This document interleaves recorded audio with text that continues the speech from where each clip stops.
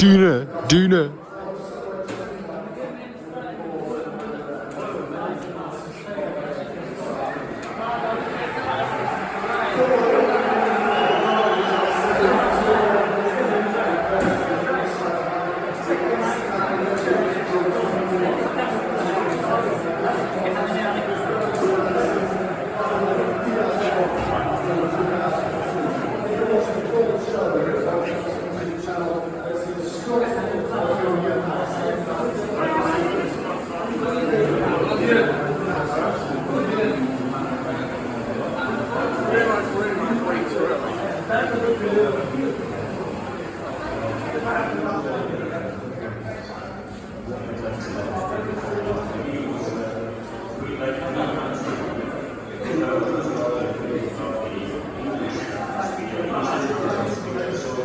Always believe in your soul.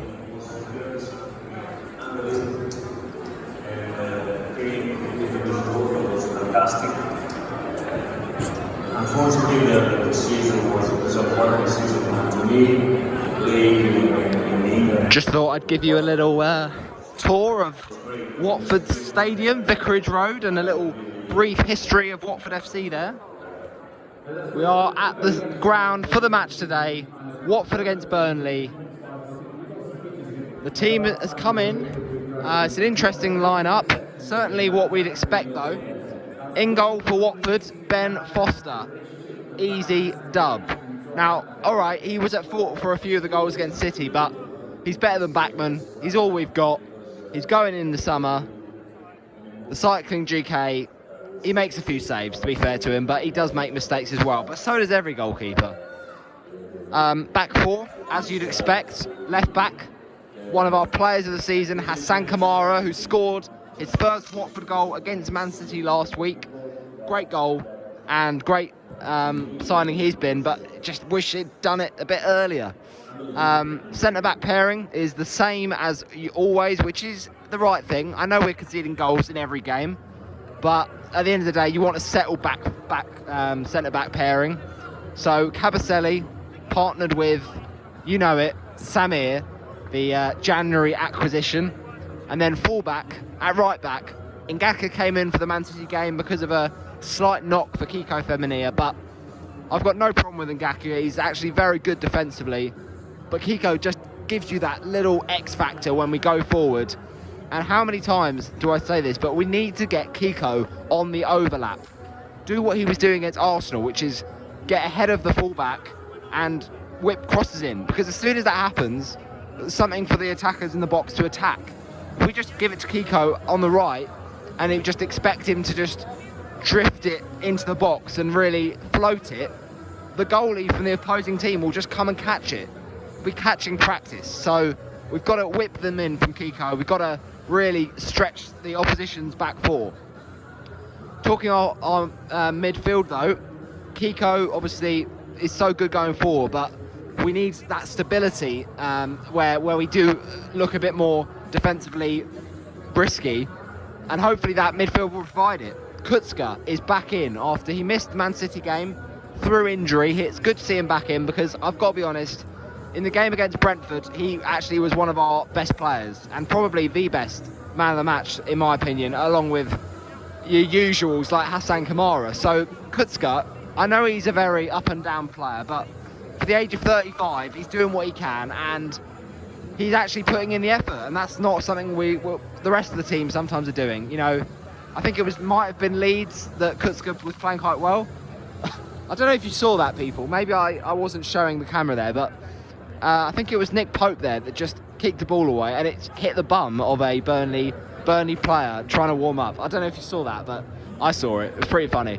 But anyway, back to what I was saying. Yeah, you've just got to have Kutska, especially in a game like this, a 6-pointer. Yes, I know we're down already and all that stuff, but this is crucial today, because if we win today, there's still a flicker.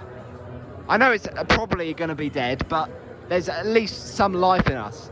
We're gone all but mathematically if we don't win today. So you need someone to get stuck in with challenges, and I know Cleverley tried to do that, but this season he's just not been really on form at all. So it's the right call. So alongside Kutska, we've had probably our most improved player of the season. Obviously missed that sitter against Brentford, but I'm not going to blame him. Imran Louza, since he came really back from AFCON, has been so good for us. And he just loves spraying the passes and keeping the play going. And hopefully his forward thinking can be part of our success today. And then obviously next to him, the captain, Moussa Sissoko, who I thought wasn't great, to be honest, against Brentford.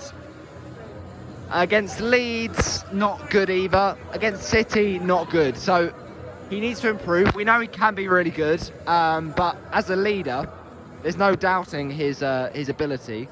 It's just that it's about his way of controlling that midfield and getting a toe in. Like, I remember early on in the season against Chelsea, he got that assist for that goal from Dennis because he drove forward and he won the ball off players. He's got to do that more, but he certainly's got it in his locker. And then in terms of the front three, it's as you'd expect, but some people are calling for King to start ahead of Joao Pedro because Joao Pedro obviously didn't start the last game due to injury, but then he took off Ismail Assar, put on Pedro, and Pedro really should have scored that really good chance from that free kick against Man City.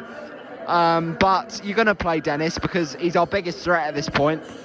You're probably going to play Pedro because King has just not been good. It was about whether we'd play Sarr, and I think he was pretty poor last week, Sarr, but just got to hope that Sarr really does get in behind a bit more, make things happen instead of inviting challenges. And then crucially, when he links up with Kiko Femenia, that partnership, you've got to utilise Ismail Assar's pace because he does have it, but this season he's been really disappointing. So hopefully that front three of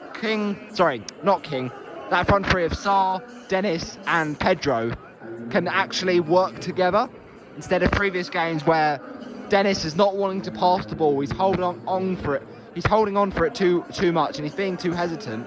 He's not shooting. Like against City, one-on-one, make your mind up. Like make the pass or shoot. And he does neither and he loses the ball. Just make your mind up and work together. Pedro, I know you like to take on players, but you can't take on the whole team.